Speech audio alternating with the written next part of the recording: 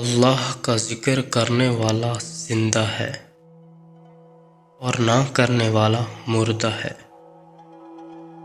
بہترین عقل مندی ایمان کے بعد لوگوں سے محبت ہے۔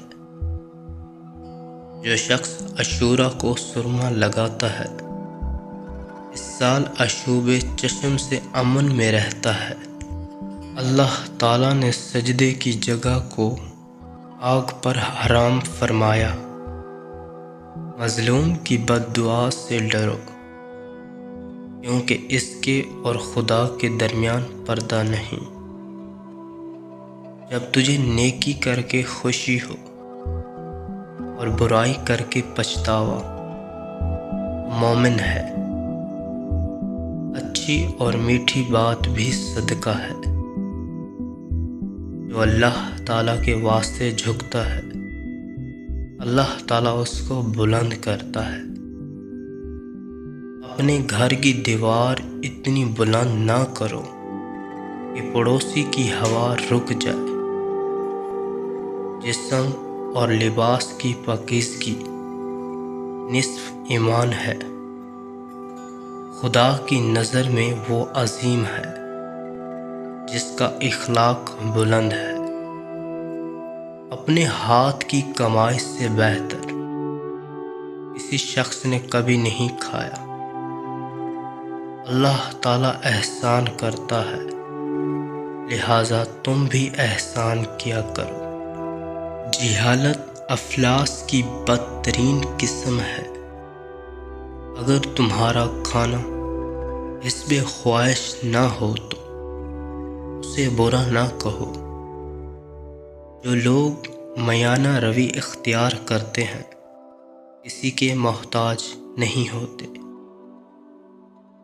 حضرت محمد صلی اللہ علیہ وسلم نے فرمایا، جس کسی نے میری کسی امتی کی کوئی حاجت پوری کر دی اس کا دل خوش کرنے کے لیے تو اس نے مجھے خوش کیا، اور جس نے مجھے خوش کیا اس نے میرے اللہ کو خوش کیا۔ جس نے اللہ تعالیٰ کو خوش کیا اللہ تعالیٰ اس کو جنت میں داخل فرمائے گا۔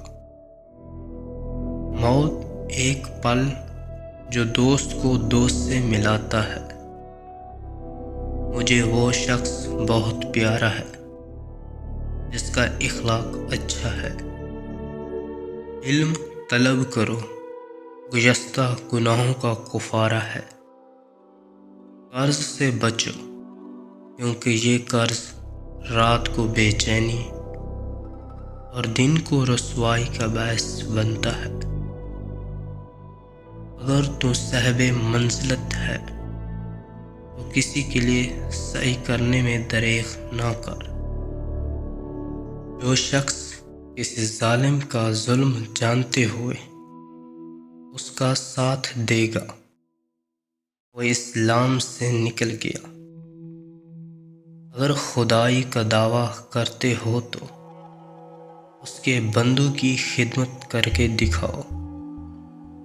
کوئی بندہ حرام کا کمائے پھر اس میں سے خدا کی راہ میں صدقہ کرے تو یہ صدقہ قبول نہیں ہوگا۔ اگر وہ اس کو چھوڑ کر مرا تو اس کے جہنم کے سفر میں زیادہ راہ بنے گا۔ اللہ تعالیٰ نے برائی کو برائی کے ذریعے نہیں مٹایا بلکہ برے عمل کو اچھے عمل سے مٹایا۔ حضور اکرم صلی اللہ علیہ وسلم کا ارشاد پاک ہے، تم میں سے کوئی شخص اس وقت تک کامل درجے کا مسلمان نہیں ہو سکتا جب تک علم حاصل نہ کرے۔ علم بلا عمل کے نہیں ہو سکتا۔ عمل بغیر زہد کے نصف نہیں ہوتا۔ زہد بلا تقوی کے حاصل نہیں ہوتا۔ تقوی بغیر انکساری کے حاصل نہیں ہوتا۔ دانت میں کیڑا لگ جائے تو لیموں اور ناریل کے پانی سے کلی کرو، دانت کا کیڑا ختم ہو جائے گا۔ جس نے فجر کی نماز ترک کی، اس کے چہرے سے نور ختم کر دیا جاتا ہے۔ جس نے ظہر کی نماز ترک کی، اس کی روزی سے برکت ختم کر دی جاتی ہے۔ جس نے عصر کی نماز ترک کی، اس کے بدن سے طاقت ختم کر دی جاتی ہے۔ جس نے مغرب کی نماز ترک کی، اس کو اولاد سے کوئی فائدہ نہ ہوگا۔ جس نے عشاء کی نماز ترک کی، اس کی نیند سے راحت ختم کر دی جاتی ہے۔ جس نے جان بوجھ کر نماز ترک کی، تحقیق اس نے کفر کیا۔ بے نمازی کی عمر میں برکت نہ ہوگی، بے نمازی کی قبر تنگ کر دی جائے گی، اور آخرت میں سختی سے حساب لیا جائے گا۔